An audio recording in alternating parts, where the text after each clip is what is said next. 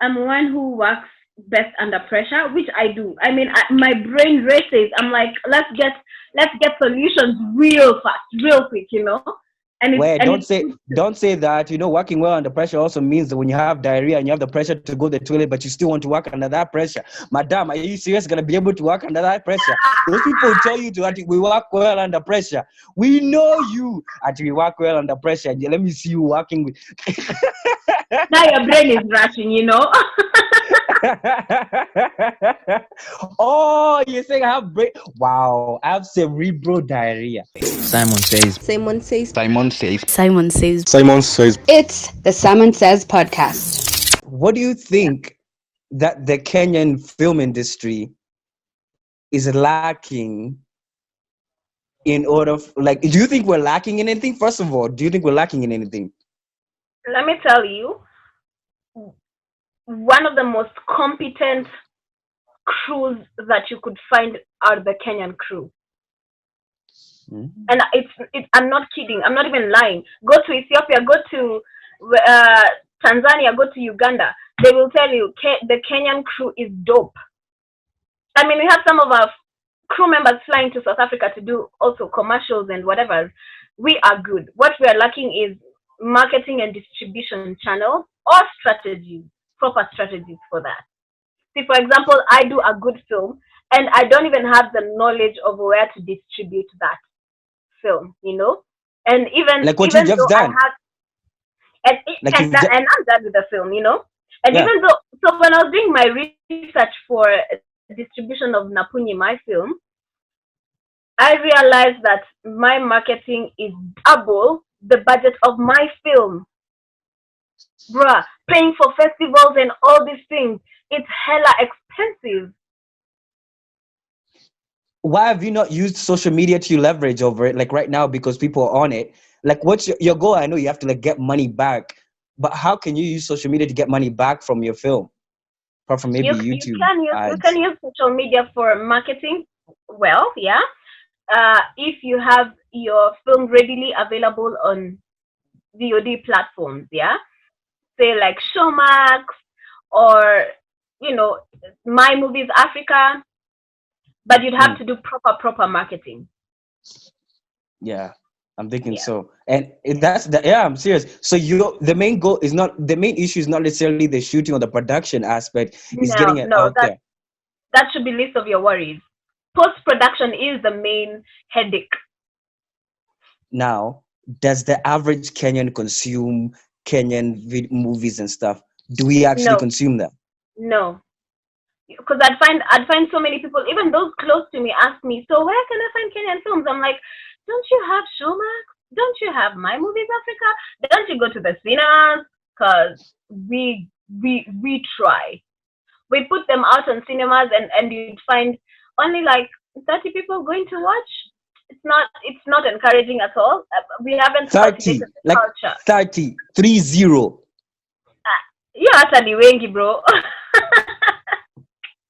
That's like half your family. Yeah, that's like half your family.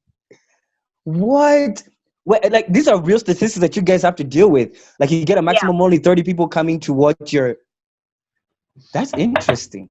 Yeah. But do you watch also other Kenyan films and movies yourself? Do you? I do. I watch. It's for me. It's basically I want to see what other people are doing out here. Yeah. I want to see what my competition is. I want to see if these guys are, for example, Alchemist. Every second Tuesday of the month, they show a Kenyan film, whether new or one that has been shown before. So for me, I have to watch those. I have to watch when it goes to the cinemas. I have to invest, save that 500 bob or 1,000 bob, depending on how they charge their film, so that I can just see what people are doing out here. Yeah. Sometimes you have to attend. For example, we have a yearly festival called Nairobi Film Festival. It shows a lot of Kenyan films, short, long. But you see, only people interested in film business would be able to do such. These new guys, like what I've realized, even me as when I'm teaching like say I teach digital media production and also teach them aspects of videography. What I've noticed with the new guys, like the younger guys, they don't have purchasing power yet. They don't have purchasing power to purchase a ticket yet. You have to ask mommy and daddy for the ticket or anything. I've noticed that they're interested in what is this? They're just interested in, like, for example, they're just interested in like social media, making social media related content. I've only seen a few so much interested when it comes to film, like real heavy, serious content. What have you noticed about young talent? I mean, I think though it's changing, I think guys are starting to get interested in the films that we're producing. Yeah. Welcome back. 30-second rule. Yes, did you have something in your mouth? Yeah. What? Oh, now you're seeing now your boobs exposed. So now you're actually covering a pillow there.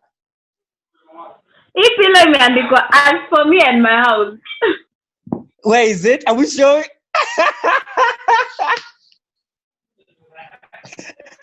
Upside down. Where? Come on now.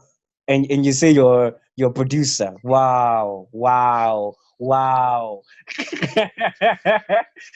praise the Lord, sister. Amen. But speaking of that, you were speaking about like the Kenyan whatever, like film industry, how we Kenyans have very good, basically, skills. We have people skilled, but now the problem is getting stuff out there. Yeah. Do you think now we Kenyans, like for example us, are we ready to consume Kenyan content? Videos, movies, that is? I think we are. Kenyans are not dumb. We're an elite group of people. Educated, smart, loyal. Loyal? To who? We're ready to consume. Just that they're not readily available. And sometimes producers are not willing to put their content on YouTube. So like how Nick Mutuma and Akina Sarah Hassan walieka their movies on YouTube, and they're getting like massive views. Because sometimes when you put that film on YouTube and you don't market it, or it doesn't get that much viewership, you don't break even. So as a producer, I'd be skeptical to put it on YouTube.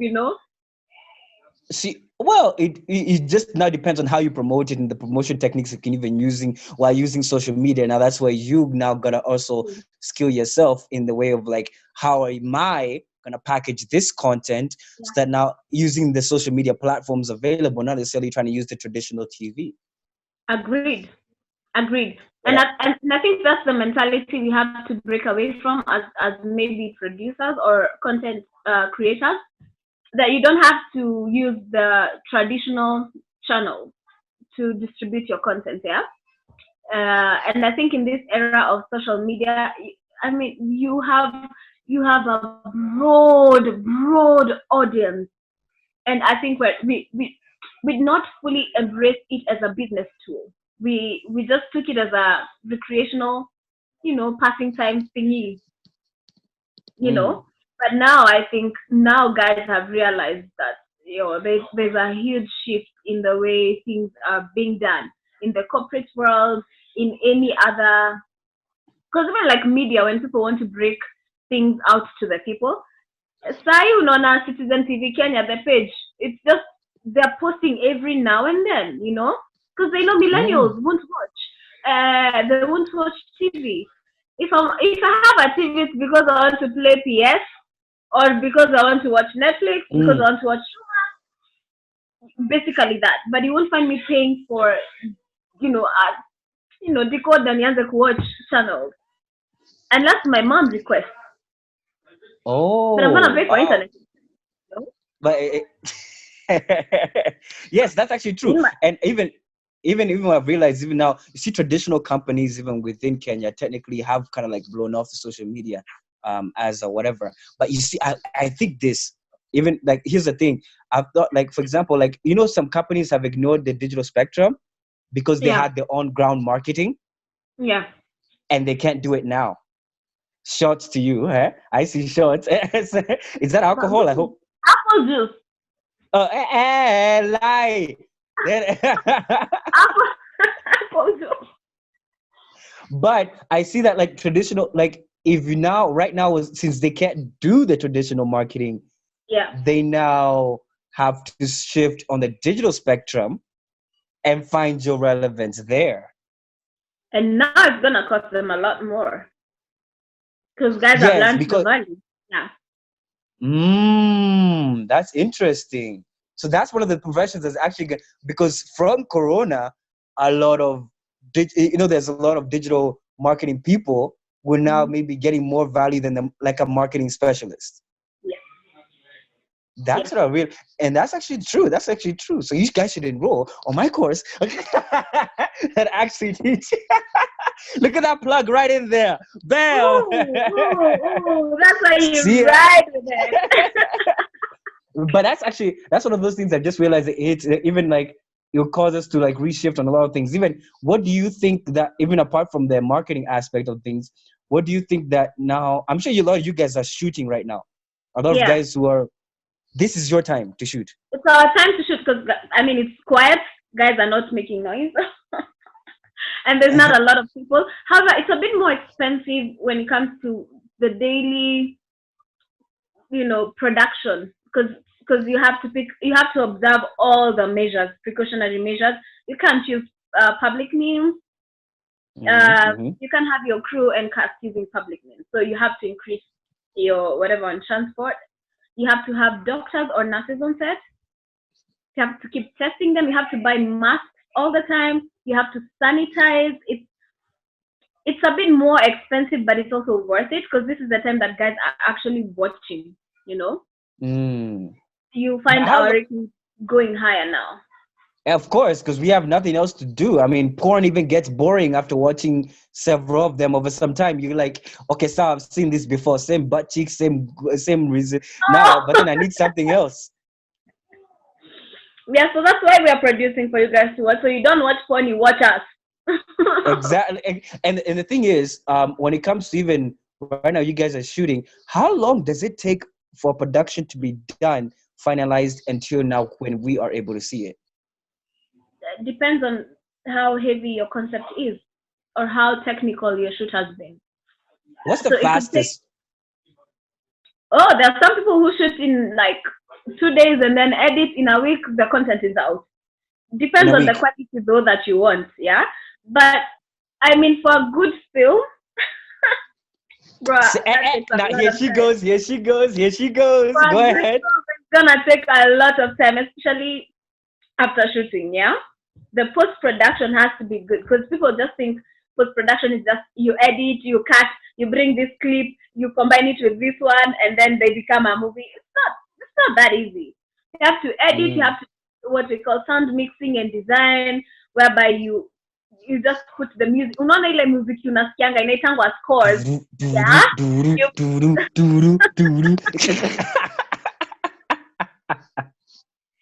you put music scores.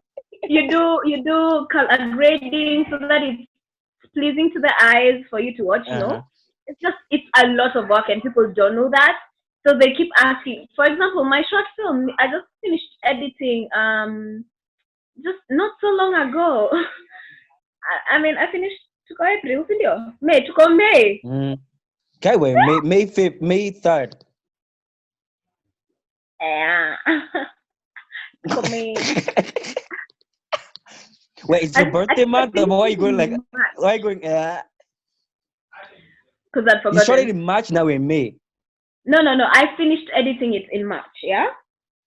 But you're excused. I mean, right now, nobody knows even what day it is. Nobody knows even what even even Sundays feel like Mondays, Tuesdays feel like a Thursday, and Saturday feels like it's weird. We don't have Monday blues anymore. By the way, Corona has killed Monday blues. Is and that a good thing? Reggae.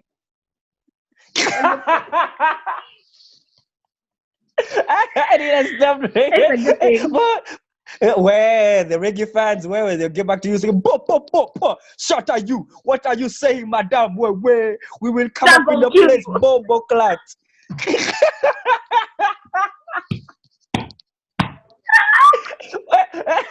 That is so true. But I see what you were saying. I see what you're saying though.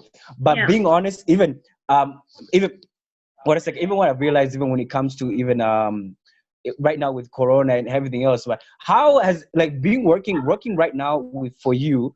What time are you waking? Like, how are you waking up and going and keeping yourself in this? It's like, are you feeling like you need a break, or you just been like, hey, I'm glad I'm working?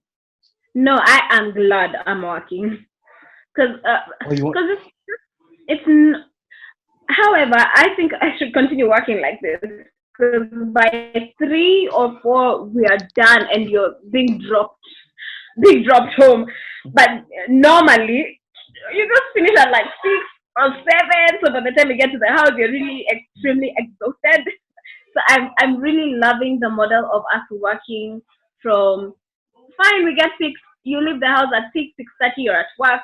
7, you've done your breakfast, you've done your makeup, hair, wardrobe. 7:30, you're shooting, right? So by 3, 4, you're done. You're going home. I love the model because it's a bit more. You're shooting at ease. So even performance wise, you're doing it. You're giving your character some justice. So I think I like it. Let me ask you then, all this pressure that we sometimes give ourselves to overwork, does it yield sometimes worse results? Yeah, in my opinion, yes. And then so like this schedule, a more relaxed schedule, it has yielded better results for you. Don't you It see? has. And I always thought I'm one who works best under pressure, which I do. I mean, my brain races. I'm like, let's get solutions real fast, real quick. And it's Where and don't say that, working well under pressure also means that when you have diarrhea and you have the pressure to go to the toilet, but you still want to work under that pressure. Madam, are you serious gonna be able to work under that pressure? Those people tell you to actually we work well under pressure. We know you actually work well under pressure. Let me see you working with now your brain is rushing. Oh, you're saying I have brain. Wow, I have cerebral diarrhea. But I didn't say that. You did. You did. but you're saying about like right But now I'm you're saying, saying like I mean, it's not so long ago we saw an employee from, was it PwC, throw themselves Mhm. off of what floor? What was the floor? I remember because even I was PwC is just right across the road from where I Yeah, work. So yeah. yeah, he believed he could fly.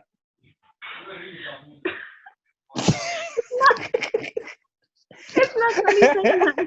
It's not funny. Where Corona's not funny. So and I believe that so many people have been working and they're depressed, and to start with, most of them are not even doing what they love. And then now add the pressure to work hard and to be the best version of yourself. I mean, it's just too much. I think there was too much pressure from the society to be grand and to be all these things. But I think what Rona has taught us is to slow down, which is Mm, extremely important for growth. Because you see, if you don't take a break from something and you continuously doing it, eventually you just be running dry. You just be running dry, empty, on an empty tank. You mm. don't have anything else to give. Your ideas become redundant. They become just any other idea. But when you You have don't time, have you can't have any lubricated thoughts once you're yeah, running dry. yeah, yeah. And that's I see what you're saying. How did you on your end? You're saying like some people are not doing what they love. Are you doing what you love? Oh, I am. But I have to fight for it completely. It didn't How come did you know easy. that you wanted? How did you know that you wanted to do production? Like there's that process of like me finding out what I want to do to love. Like how do you find out that I want to do this? I sort of kind of knew from when I was a child because I loved acting. I did a lot of solo verses, plays in church. I did a lot of those Oh, high here school, before primary you, school. here. These kind of things. That was so you, by the way. Oh, Okay, man. Jesus Christ. That was so you. But I loved. Can I tell you fun fact? When I cleared high school, the next day, I kid you not, the next day I was in for an audition. It's the Someone Says podcast.